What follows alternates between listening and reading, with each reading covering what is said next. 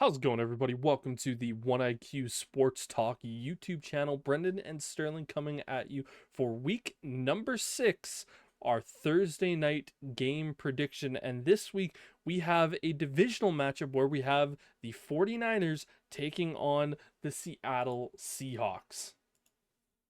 Yeah, this is always a good game when these two teams go head to head. Big divisional matchup. Both teams coming off disappointing losses in week 5 though. 49ers dropping a game to the Cardinals over some more just almost clock and play mismanagement by Shanahan. So I don't know what's going on. That's 2 weeks in a row they've dropped a game late, lost to a team that they should be beating. And then, of course, the Seahawks lost to the Giants, which is just embarrassing. Yeah, it's kind of a tale of two teams this season where we have the 49ers are simply just not playing to the brand of football that we expect from them. Yes, they have injuries, and I was one of the people that says I want to actually see some injuries from this team to see how they play, to see how Brock Purdy is going to play. And now I still think Brock Purdy has played fairly well this season. Has he been perfect? Not by any stretch of the imagination, but like for me, this is one of those seasons where it's going down of me going, you know what, with the injuries, without McCaffrey there, how are you going to react? 6 touchdowns, 4 interceptions on the year. Passing yards are kind of what you expect with 1,300 at this point. So it's not like he's doing bad, but you can tell there's some clear lack of talent around him at the moment. But when you look at the Seahawks, we looked at this team the first 3 weeks of the year, and you and I were throwing up the red flags with this team pretty much since their first win, their second win, and even going to their third win, where we're going, like, these aren't impressive stuff. Like, this isn't impressive stuff from what we're seeing from the Seahawks. And ever since that Lions game, this Seahawks team has just been all out of whack. Again, I said it when they faced off against the Lions. They were going to get really tested, and they didn't match up to that test.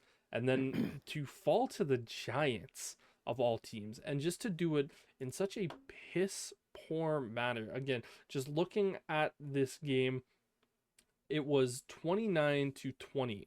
You're supposed to have this defensive guru minded head coach comes in, and whenever you hire these guys, I always say if you hire a defensive coordinator to be your head coach, that guy better transform that defense, and he should do it fairly quickly. And it's not like Seattle doesn't have the talent around them on that defense to do so, and they allowed Daniel Jones to put up 29 points Without Malik Neighbors on without top of Malik that, Neighbors.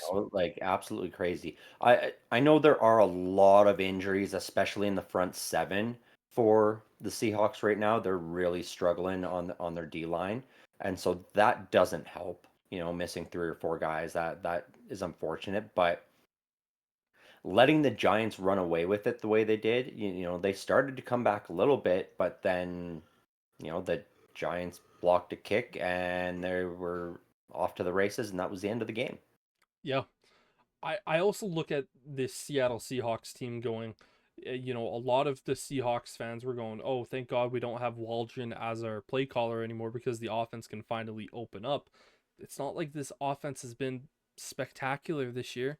They've had some nice air rating because I'm pretty sure Geno Smith is leading the league in passing yards, so at least that's Mhm. good, but they're not scoring as much as they probably should. Now, that could be a factor of both running game and passing game just not being able to fully connect because we've seen their run game be successful and we've seen their pass game be successful. It's just they're not finding a way to score, which is honestly the most important thing. I would take an offense that gets maybe a little bit less yards that can often score as opposed Mhm. to an offense that gets all the yards but can't. And this is just going to be another really tough test for this Seahawks team. Yep.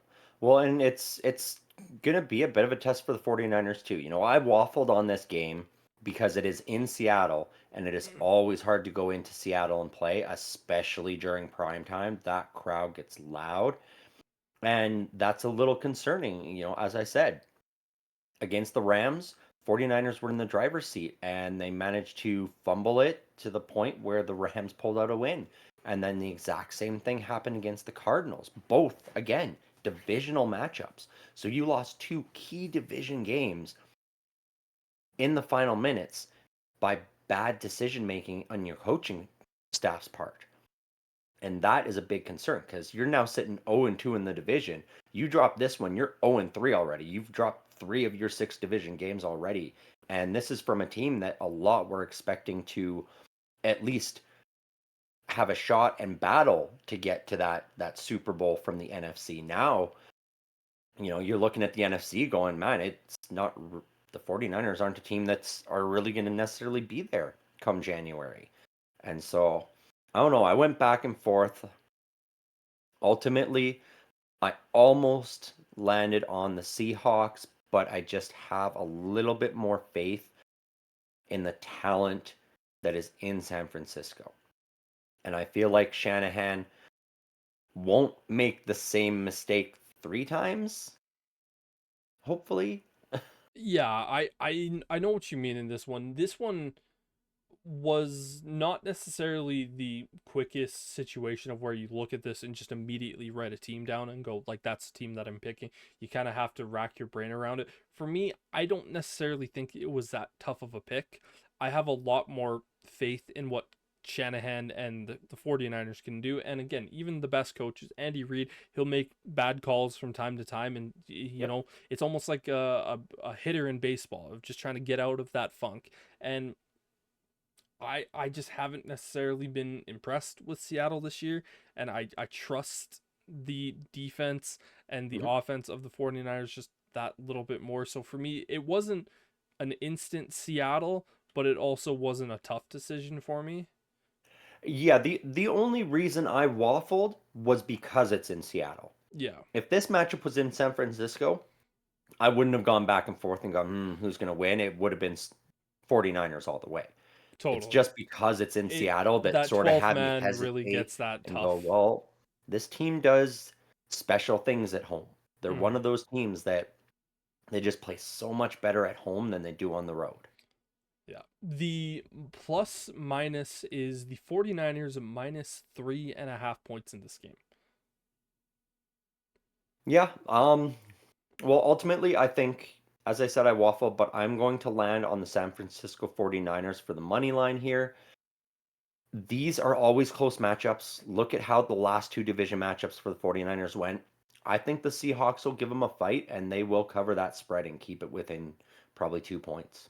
Yeah, I have to agree with you on that one. I do think the 49ers will win like what I was saying earlier, but the Seahawks, as much as it sounds like I'm kind of crapping on them, they are a decent team this year and they should be able to keep this one close, especially at home in prime time with the 12th man giving them that little bit of extra. So I will give Seattle that -3 or that +3.5 in this particular game. So yeah, you and I pretty much kind of even course on this one as we kind of go through it. But for Sterling, I'm Brendan saying thank you all very much for watching this video. Make sure to like and subscribe and leave a comment as it really helps out. But till next time, peace.